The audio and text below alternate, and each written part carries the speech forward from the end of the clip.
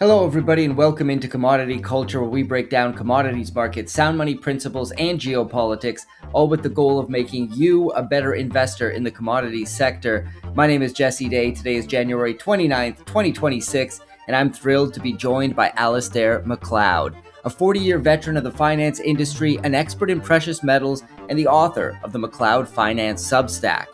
Is China preparing to go on a silver standard? It's an intriguing theory, and one that Alasdair believes is a real possibility. He walks us through how he sees it unfolding and why it could all be a part of China's strategy to move away from the dollar and embrace precious metals as America's global hegemony collapses and a new monetary order reigns supreme. We dive into that, as well as Alasdair's thoughts on the gold and silver markets in general, where he sees them headed, and so much more. So strap yourselves in for my conversation with Alasdair Macleod. Alasdair Macleod, it is great to have you back on Commodity Culture. I want to kick things off with silver on an absolute rampage, now at around $112 an ounce, falling from a new all-time high closer to 118. Nonetheless, this has been a mind-boggling rise to triple digits, way faster than I think anyone anticipated. What do you see as the reason silver moved so far, so fast? And what stage do you think we're in when it comes to this bull cycle for silver?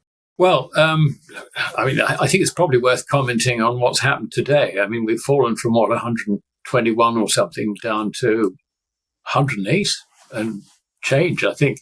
Well, 112 at present. Yeah, so it's bounced up weird. I mean, the fact of the matter is that this is the last day of the February contract. Do you need to know any more? Gold and silver get panned. I mean, I was looking at gold, actually, which is interesting. And if you look at gold, you see that there's still as of overnight, 38,672 February contracts still outstanding. So what do? You bang the price and try and shake the trees and get these guys to close out whatever, just get the hell out of it.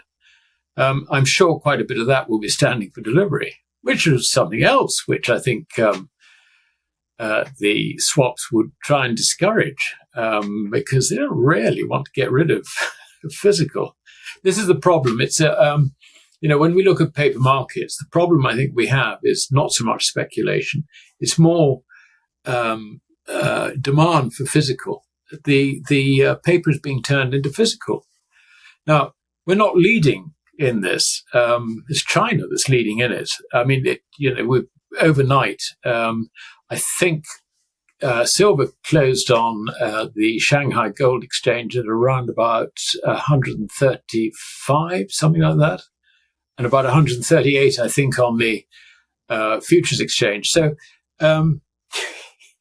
these are very substantial premiums, and it's been like that for some reasonable time. So, and there isn't the arbitrage. I mean, what you're not seeing people sort of, if you like, delivering silver into China and trying to pick up on the arbitrage. That's not happening. And the interesting thing is that it's two worlds again, Jesse. I mean, I keep on hearing reports in the West about the amount of scrap silver and silver coins being offered to bullion dealers, and they don't want to take it. I suppose partly because it's so volatile, and also because they can't refine it. I mean, there's no refining capacity. So, who wants to take silver in these markets?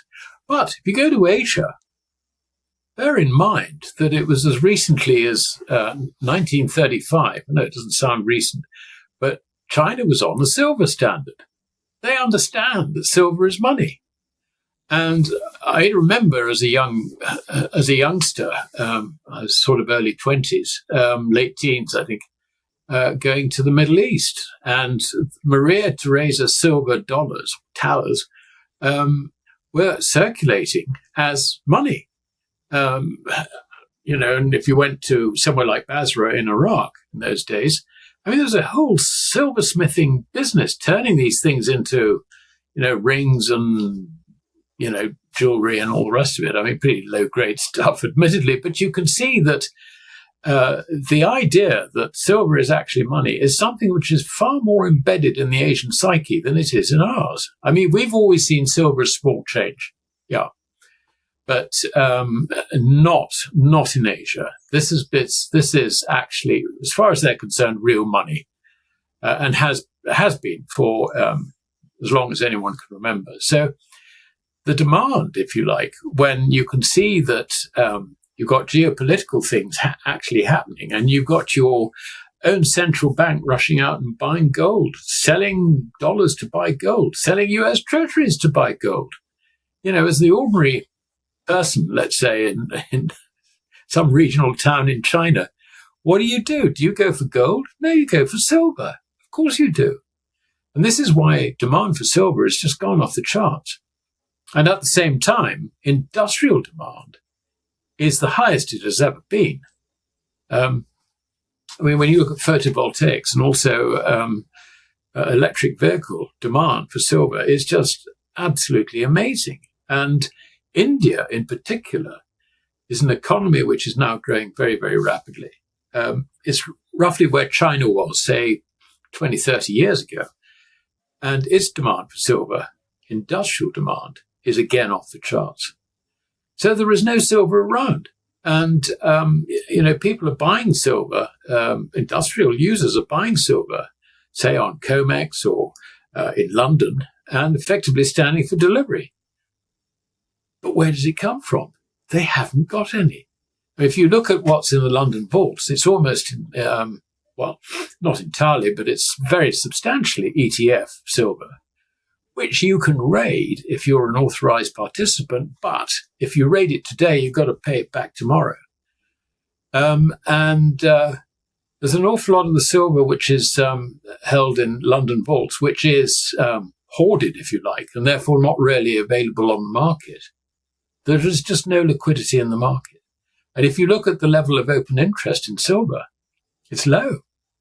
It's low in gold as well. In fact, it's been collapsing in gold. I mean, we've got 465,000 odd contracts is the open interest in the gold and the COMEX gold contract, which is low. I mean, the idea that this is being driven by speculative interest is completely wrong. There is no speculative or very limited speculative interest in certainly in COMEX, and I guess also in London.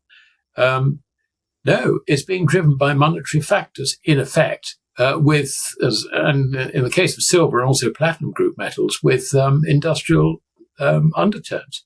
So when it comes to the paper manipulation game in the silver and gold markets, I've spoken to a few people who believe that's coming to a close. Obviously, they're going to make attempts to continue to tamp down the price at certain points. As you mentioned, you think that today's drop in gold and silver could be related to that.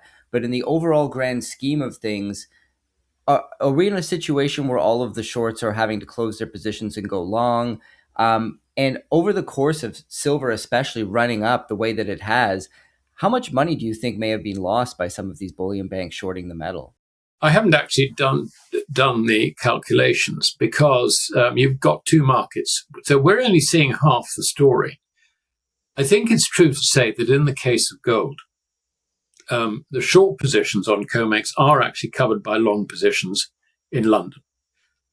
And they're probably net long. I mean, if you bear in mind that at the last LBMA conference, which was where I think it was in South Korea, just a few months back, the consensus forecast was around about $5,000 an ounce. And at the time, gold was around about, I think, sort of four or something like that. So, they were seeing higher prices. Now, I'm cynical enough to believe that, if you're actually short in both markets, you're not going to produce a forecast, if you like, at a conference saying it's going up. No, you're going to produce a forecast saying it's going nowhere or it's going down. So I think it's true to say that the establishment, if you like, as a whole in gold is net long.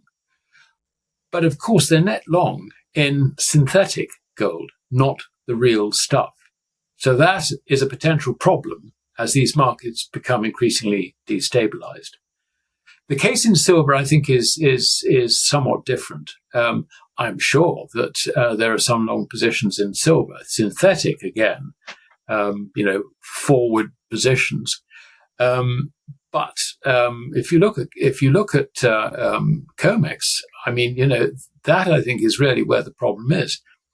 No, sorry, let me just go back on that one. There is very frequently a backwardation between London and COMEX. Now, what that tells us is that the shortage really is in London, the shortage of physical stuff. But equally, if you look at COMEX, the swaps are short. Of that, there is absolutely no doubt. And I think that, if you look at the position overall, I think the establishment is short of silver across both markets. How much is very, very difficult to say. But what we're seeing in effect with people standing for delivery is they're converting synthetic silver into real silver. And that is the problem the establishment has. And there is an additional problem, and that is that because there is so little speculative interest in silver, you can't really shake the trees and get some stock back, if you like, or close off some of your paper liabilities. And that, I think, is the nub of the problem. But the whole thing is being led by the nose upwards by Asian demand, particularly in Shanghai. But also, dealers in places like Singapore are finding they're still queuing around the block to take delivery of physical silver, coin and small bars.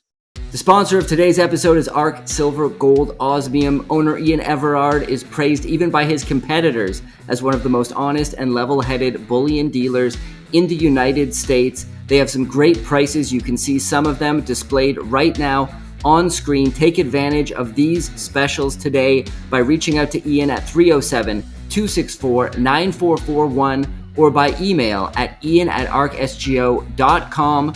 Make sure to tell him, of course, that Commodity Culture sent you. And now, back to the interview. There are people out there who might be new to the precious metal space, or perhaps those who still want to add to their stacks, but are looking at the massive moves in gold and silver and believe they've missed the boat. In that situation, would you be waiting for a pullback here, or do you think hoping for a significant dip isn't a good strategy in these markets? Okay, you've got effectively two approaches. The one you've described is a trading approach. Okay, this is not something to trade. What we're seeing is, and I'm sure you'll come on to this in over the course of this interview, but what we're seeing is the end of the fiat dollar-based currency system. And what that means is that unless someone actually steps in and recognizes this and does something about it, the purchasing power of the dollar is going to zero. And on recent indications, that's going to happen really more quickly than perhaps we originally thought. So on that basis, you've got to understand that if you're looking at buying gold or silver, it's not them going up so much, though obviously with the volatility, silver is actually recovering quite quickly, as is copper, incidentally. But it's more a question of the dollar going down. So when it comes to hoarding, if you like, taking a position, getting out of credit, you have to ask yourself not the question, is gold going down? No, you have to ask yourself, will the currency stop going down? That's the question you need to ask yourself. And I'm sure that, there would be, nothing happens in a straight, smooth line, but basically the loss of purchasing power of the dollar measured by gold, which remember is real legal money, despite what the Treasury has been telling us over the last 55 years, measured in real legal money, the decline in the dollar is accelerating, and it's accelerating really quite alarming. Well, let's get to that potential destruction of fiat currency, and particularly the dollar, because you've written about China actively preparing itself for a post-dollar world and trying to sidestep the mistakes the U.S. made with the dollar in regards to the yuan. Talk to us about that. How is China preparing, and do you think they can save the yuan from the tragic fate of fiat currencies by using gold or gold backing in some way? Yeah, I mean, they've had a very clear plan for a long time, and we're now seeing that actually unfold. I mean, basically, they have prepared the ground so that they can put the yuan on a gold standard at any moment. Just tell us when and we'll do it. It's a bit like that. Now, having said that, China does not want to be blamed for breaking the fiat currency system. So it's got to be very careful when it actually does it. But you can see from recent moves that the leadership in China now think that that day is not terribly far away. What they're doing is they've opened vaults in Hong Kong. This is Shanghai Gold Exchange vaults in Hong Kong and also in Saudi Arabia. Furthermore, this last week, they have announced a further tie-up between the markets in Shanghai and in Hong Kong, so that they will work as a combined unit, with Hong Kong effectively being the depository for gold, which will be deposited there by countries, let's say, sort of on a swap between the yuan and gold. And this is specifically for trade settlement. So in that sense, what we're looking at, if you like, is a Chinese version of the Bretton Woods agreement. They're really working on that basis. I don't actually see them at this stage extending, if you like, gold backing for domestic yuan. What I sort of suggested in a recent article is that because they have got an exchange control regime, effectively splitting off the domestic market from the international market, they could actually go back onto a silver standard for the domestic yuan and effectively peg the rate between silver and gold. So we could be going back to the days when you've got, let's say, a sort of 15-to-1 gold-silver ratio. But it will be run very, very tightly by China. It could get away with it because it has ring-fenced its domestic market through exchange controls. So I think that's an interesting thought. I think that's the way they would go. Now, what they started off actually in 1983, as long ago as that, by deciding that they needed to accumulate gold and silver. They started accumulating gold in 1983. This was the People's Bank of China who were appointed for this specific role. At that time, no Chinese citizen was allowed to possess gold. I haven't actually looked into the silver bit, but I think certainly as far as gold was concerned, that was the case. And so between 1983 and 2002, the Chinese ramped up their gold mine production, they ramped up their refining capacity, and they were buying gold in international markets in a bear market. And they were doing this so skillfully that nobody really noticed it. I mean, there's a missing bit, if you like, in this whole story with Frank Veneroso, who was looking at gold leasing. This was the original carry trade, whereby, you could lease gold, say, for 1%, less than 1%, sell it into the market and invest the proceeds into US treasuries. And in theory, go back and buy the gold in the market when the lease expired. Now, some of those leases may indeed have worked that way, but it does appear that an awful lot of gold which was leased into the market was sold into the market, never ever to return. And I think Frank Veneroso reckoned that it was adorning the necks of Asian women. I have a different story. It was actually being picked up by the People's Bank of China, very, very quietly. Now, that continued until 2002, which was effectively the end of the bear market in gold. And that it was at that stage that the People's Bank obviously decided that it had accumulated enough gold secretly. We're not talking about their reserves, incidentally. We're talking about stuff which we would say is going into a sovereign wealth fund or something like that. I understand that some of this stuff has gone into the hands of the People's Liberation Army, the youth wing of the Communist Party, and so on. So it's spread around, if you like, around the government establishment. And I reckon that by 2002, and looking at the cross-border flows, investment flows in initially until the sort of mid-1990s, and then gathering export surpluses as that inward investment began to produce goods for export. If you looked at all those flows, by 2002, I reckon that the People's Bank of China could easily have accumulated at contemporary prices, remember going down to under $300 towards the end of it, as much as 25,000 tons. At that stage, they then turned around and said to the people, right, we're opening this exchange, the Shanghai Gold Exchange, and go out and buy gold. It's damn good for you. We will advertise on television. And they did. And so far, there's a further 28,000 tons gross of scrap, admittedly. 28,000 tons has been delivered into the public hands. As well as that, the banks operate gold accounts for their individuals. And that demand has been increasing. It's been increasing really because where else does a Chinese saver, who typically is saving 35% of his or her income, where do they put it? Used to be property, no more. Bank deposits, yeah, but the People's Bank of China has been reducing the rates. Stock market, well, not everybody's flavour. And then if you look at the way the Chinese stock market has been behaving, the Shanghai market anyway, it doesn't really inspire you. So where does it go? It obviously goes into these gold accounts, which you could open for as little as 500 yuan.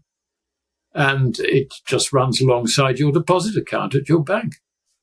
Now, I mean, we're talking about the potential purchase of gold in the order of trillions. Trillions of dollars I'm talking about, not yuan.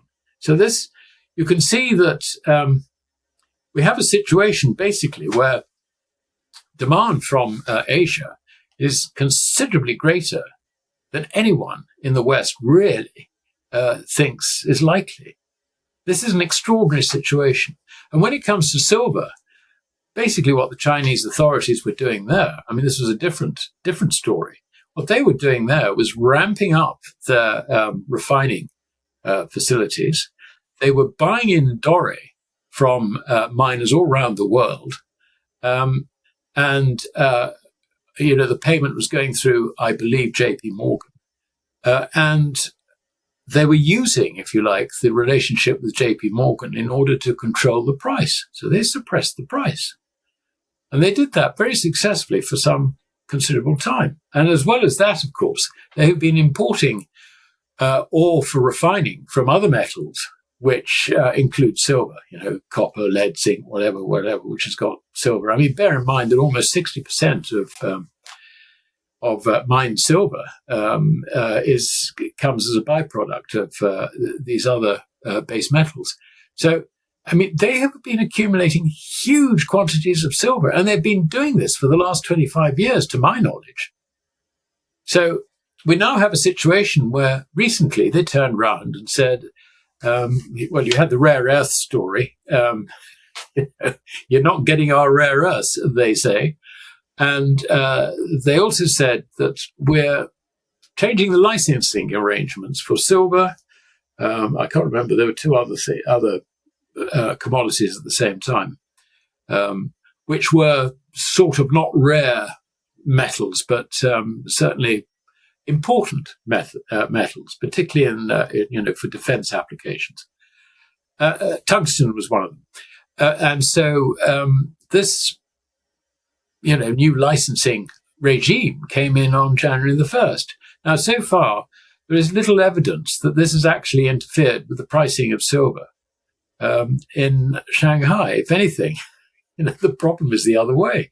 They don't have enough silver for investment purposes, and the government ain't letting any go. They really are not. So this is a situation, I think, where they have accumulated gold, which I can see being used for backing the yuan on global, on international trade settlements, and silver, which I think could possibly be the standard for domestic yuan. So that, I think, is basically where we've come to. And of course, this is creating a crisis everywhere because we're moving away from paper markets back into the physical for very good reasons. Yeah, I'd love to dive a little deeper into the idea of a silver standard in China, because this is the first time I've heard anybody mention this. Not a lot of people know that China is also one of the world's largest silver producers, in addition to all of this talk about them buying unrefined silver, doré bars, etc., from directly from miners, largely in South America, and bringing it back to the country, often paying a premium from what I've heard as well. So walk us through how you could see a silver standard being implemented in China. And do you think other countries might be considering this idea as well? Perhaps Russia, who has also announced that they're stacking silver for strategic purposes. Yeah, I think China is probably going to be the only country which does this because they've got exchange control. Actually, actually thinking again, I suppose it's possible that India might do something similar. That's certainly possible. But I think the whole basis of this is that really what we're looking at the moment is what they're doing with gold and securing the value of the yuan for international trade purposes. That, I think, is the key thing. So everything is, if you like, slightly subsidiary to that. They will do that, I think, when they determine that the dollar is really going down. This is something they don't want. And when it becomes absolutely obvious to the world that the Americans are killing their own currency, then I think China can act to protect themselves, if you like, which is actually what they will be doing. But you can see they just, they are sensible enough to know they do not want to be blamed for collapsing the dollar. The dollar has got to collapse itself, which, thanks to President Trump, is roughly what's going on. So I think that's really the first stage.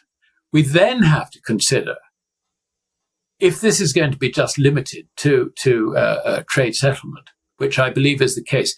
The reason I believe is the case is because central banks, they hate parting with gold. They really do.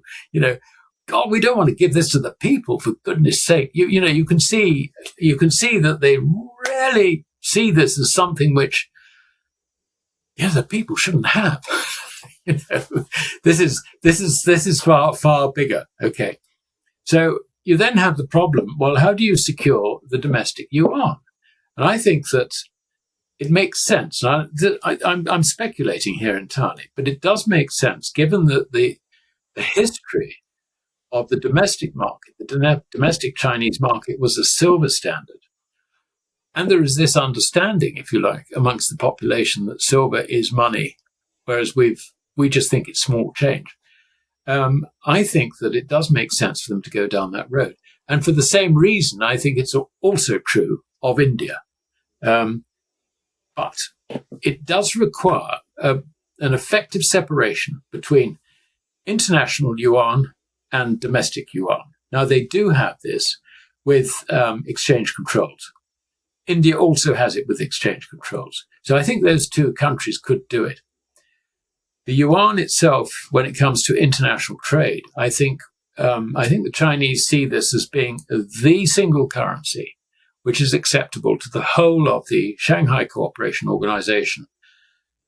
BRICS, BRICS without Brazil, I'm afraid, and also the entire global South, being the, if you like, the general description of the whole of Africa and elsewhere. So outside the Americas.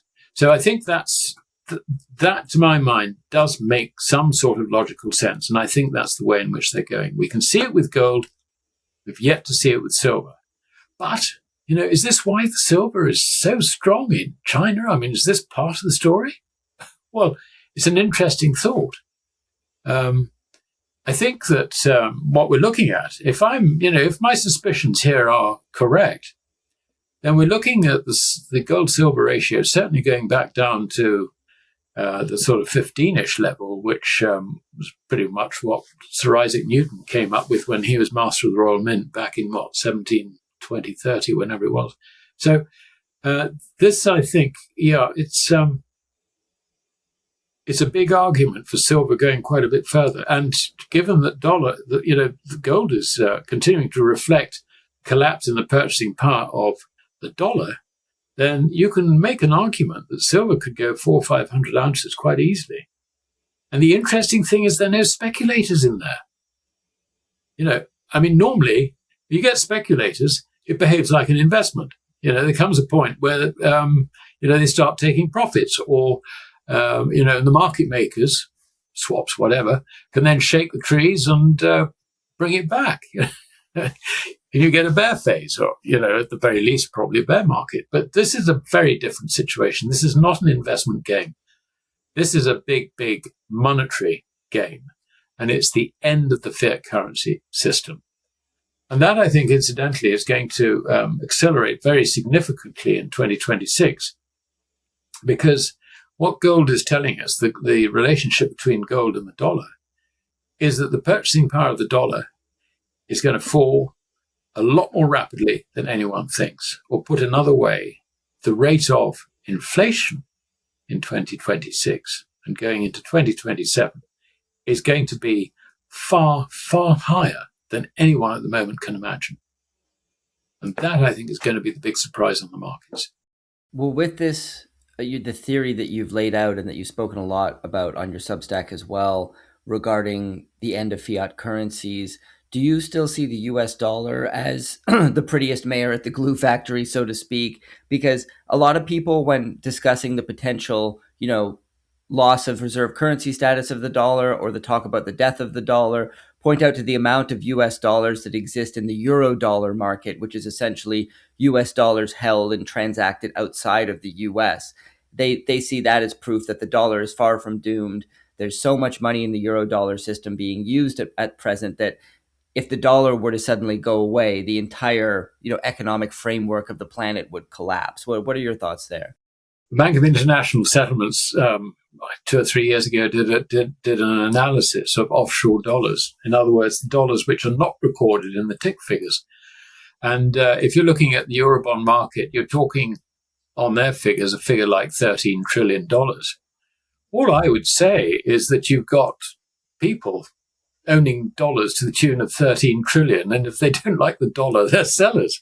I mean, this is not something which, it's something which gives you confidence in the value of the dollar. There is another aspect of this, which the Bank of International Settlements estimated. And that is that in foreign exchange swaps and transactions and all the rest of it, there is a further $82 trillion unrecorded. Now, the reason this comes about is that if, let's say, as a Brit, I want to go and buy some Canadian dollars, then basically what I do is I sell my sterling, I buy US dollars, I sell my US dollars, and I buy Canadian dollars. That's the way in which the system works. And incidentally, it's this system which the Chinese are cutting out completely. So as the use of the dollar in trade settlement declines, then you're going to see at least some of that 82 trillion effectively coming onto the market. This is bad news. It really is. And I think it's something which is now accelerating, because the other thing that the Chinese have been doing is that they've been beefing up their SIPs, the Chinese settlement system, making it more widely available. And I understand that the level of transactions going through there has actually increased very, very materially. So, that's something that is happening, which is undermining the dollar. And, if you look at the dollar relative to other currencies, I mean, particularly on the trade-weighted index, the dollar looks pretty awful. I mean, it looks like it's going down very substantially against particularly the major components, which are obviously the euro and the yen. And the yen's been very strong recently on the new realization by the Bank of Japan that actually their rates are far too low. I want to switch to discussing the realm of geopolitics because there's been so much happening on that stage, most of it being driven by the Trump administration as of late. Of course, since 2026 kicked off, right away, we basically had the abduction of sitting Venezuelan President Nicolas Maduro. Trump has now levied threats at Greenland, not only claiming that he's going to take that territory, but potentially by any means necessary, going so far as to announce sanctions on EU leadership who did not agree with the idea. I think he's since walked those back. His speech at Davos, he also walked back a potential attack on Greenland, but that doesn't mean anything because he'll change his mind the next day and suddenly he could tweet at any time that he's going to use military force to take Greenland. We, of course, also have this potential attack on Iran, which is brewing, which people are questioning. Is this just him following Israel's orders, or is this really something to do with American national security? I'd love to get your thoughts, and also how much of all of this chaos is being driven by issues in the monetary system. I mean, I think the worrying thing is that none of this is being driven by issues in the monetary system. I mean, that it's happening despite the risks that it brings to the monetary system. I mean, the root of this problem, I think, and this is actually quite a big change, is the reintroduction of the Donroe Doctrine. Now, I think the Donroe Doctrine actually makes an awful lot of sense. That if you think in terms of Halford Mackinder's World Island and all the rest of it, then the Americas are periphery to the Eurasian continent, and it makes a lot of sense for America to secure its hemisphere, as it were, and look after that and not go any further. But it comes at this from a position where it's a unipolar world. It dominated the world. It could go anywhere it wants and has gone anywhere it wants, puts its military in and all the rest of it. And if it doesn't like a particular regime in some country, then it arranges either for that country to go bankrupt because it's lent it dollars, or it arranges regime change. So everybody was absolutely scared of the Americans. Now, the consequence of recognizing that this is a multipolar world, and we will just stick to Donroe Doctrine, or Donroe Doctrine, as someone I think has called it, is that anyone outside the Americans sort of thinks, oh, hold on a minute. The threat from the Americans isn't actually all that bad now. We can probably diplomatically shift ourselves in the direction which we want, which is to align ourselves more with China, who at least will invest and give us infrastructure and all the rest of it. And, we can come to decent deals with them and all the rest of it. I mean, we never managed that with the Americans because they basically reneged on anything. So you can see that there's actually the Americans are hated outside America. This is the problem for America. I mean, it's a consequence of, them dominating a unipolar world. So you've got this situation now where everybody's sort of outside America and outside the Americans is beginning to think, well, things have freed up a bit. We can now go and talk to the Chinese. We can go and join BRICS or whatever it is. We can do these things and get away with it. We won't get, it's less likely that we'll be jumped on by the Americans. So that, I think, is the first point. Now, the second point about this is that in a unipolar world, where do you put your excess capital? Well, the answer is you have to put your excess capital in the bond markets of the hegemon. I mean, where else do you put it? And this is really the basis of America's power. It's that, it's got the military and political power upon which it's based its currency power. So, the dollar and US government debt and all the rest of it becomes the standard for everybody. But hold on a minute. We're now in a multipolar world. So that's no longer true. So what that means is that, you're going to get less demand for US treasuries, less demand for dollars. And indeed, dollars are actually probably likely to return to America rather than be held for trade settlement purposes, for, whatever purposes just make sense.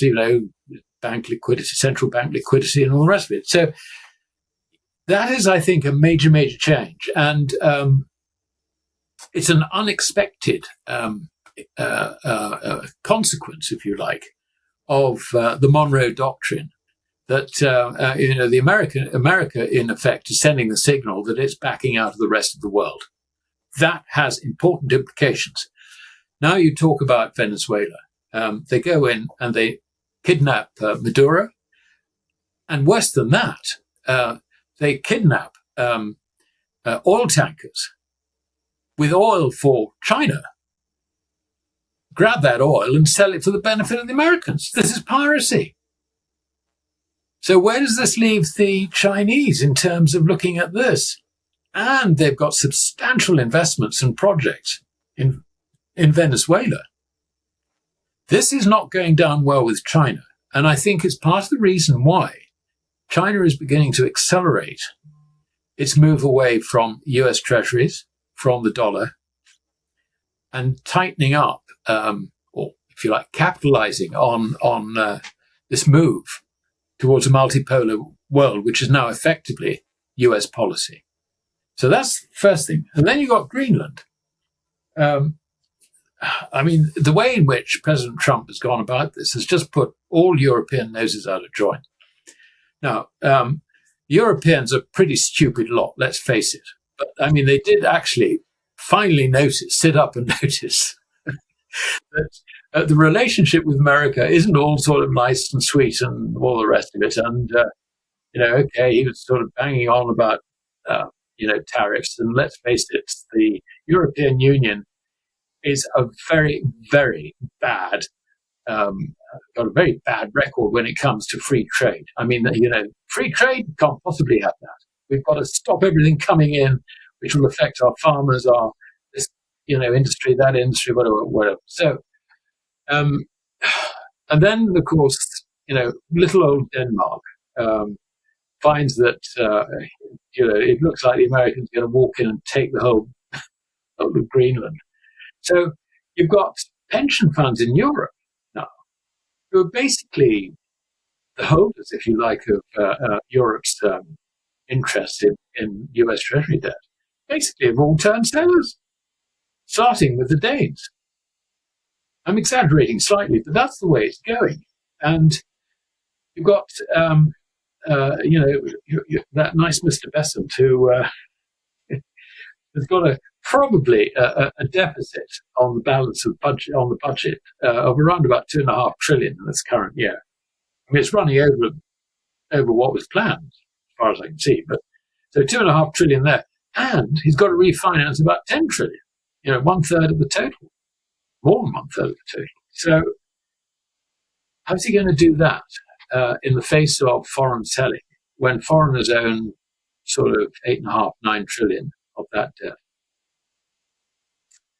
We see everything leading to monetary, to every form of inflation you can think of, pushing up wholesale and consumer prices. I mean, the more this goes on, the more rapidly it seems to me that things like geopolitical policies and all the rest of it are just basically driving the dollar down, down, down. It is the end of the fiat dollar's life. That's what we're seeing. And the only way to stop it is to go back onto some sort of gold standard. And certainly you need to stop spending in excess of your income. So they'd have to cut at least $2.5 trillion out of government spending, preferably a bit more, and embrace higher interest rates. And when the stock market collapses, just stand back, say, not our deal, nothing to do with us. Stock market, let the whole thing wash out. Can you see them doing that? I can't. I really can't. But that is what is required to save the dollar. It ain't going to happen. Well, Alasdair, fantastic conversation as always. You've got a great Substack where you dive really deep into a lot of the topics we were talking about today and much more. Why don't you tell us about that? Yeah, I actually enjoy doing it. I mean, it's a bit like a hangman's or an executioner's job in a way. What job satisfaction do you get telling everybody that we're all doomed?